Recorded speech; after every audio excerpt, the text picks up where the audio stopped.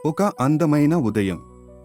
పూలతో నిండిన ఒక చెరువు ఒడ్డున తల్లి బాతు నిలబడి ఉంది. ఆమె వెనుక 4 చిన్న బాతు పిల్లలు ఉన్నాయి.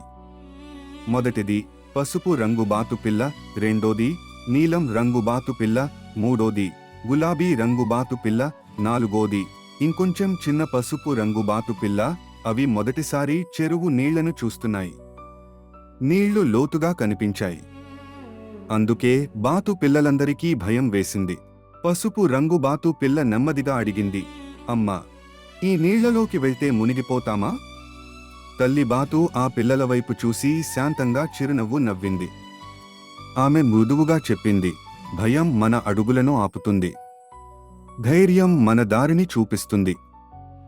ఆ మాటలు విని నీలం రంగు బాతు పిల్ల ఒక్క చిన్న అడుగు ముందుకు వేసింది. నీళ్లు చల్లగా అనిపించాయి. కాని అది మునగలేదు.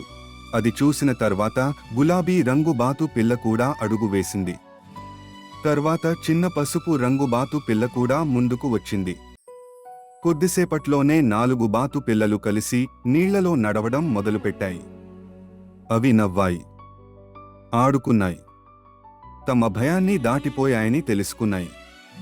తల్లి బాతు వాటిని చూసి ఆనందంగా చెప్పింది, చిన్న అడుగు చిన్నదిగా కనిపించొచ్చు, కానీ అదే పెద్ద ధైర్యానికి మొదలు. ఆ రోజు నుంచి బాతు పిల్లలు భయపడటం మానేశాయి.